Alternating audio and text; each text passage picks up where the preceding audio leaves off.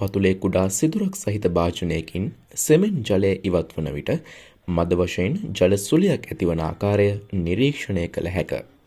මෙහි සුවිශේෂීත්වය නම් එම සුලිය පෘථිවි සමකයට ඉහළදී දක්ෂිණාවර්තවත් සමකයට පහළදී වාමාවර්තවත් භ්‍රමණය වීමයි. ඇතැම් විට ඔබත් ඔබේම අත්දැකීමකින් හෝ අන්තර්ජාලයෙන් මෙම සිදුවීම දැක ඇති. ඉතින් දැන් අපි මේ සංසිද්ධියට හේතුව විමසා බලමු.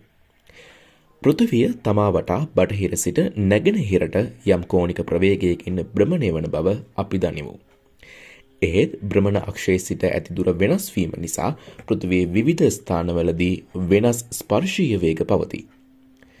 භ්‍රමණ අක්ෂයේ සිට දුර උපරිම සමකාසන්නව එම ස්පර්ශීය වේගය උපරිම වන අතර ඉන් ඉහළට හා පහළට යන විට ක්‍රමයෙන් වේගය අඩුවේ. ඒ අනුව පෘථිවි පෘෂ්ඨය මත නිදහසේ චලනය වන පදාර්ථ මෙම වේග වෙනස්කම් වලට භාජනය වේ.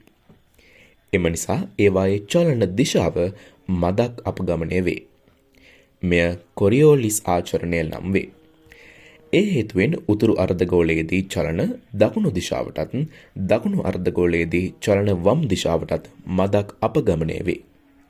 ඒ අනුව අප පෙර සඳහන් කළ ජල භාජනයේදීත් ජලය මෙලෙස නිදහසේ චලනය වන බැවින් මෙම කොරියෝලිස් ආචරණයට මුහුණ දෙයි. ඒ අනුව ජලයේ සිදුර දෙසට චලනය වන විට මෙම ආචරණය නිසා ජලයේ චලන දිශාව අපගමනය වේ. එම අපගමනය නිසා සිදුර වටා කෝණික චලිතයක් ඇති වී කුඩා ජල සුලියක් නිර්මාණය වේ.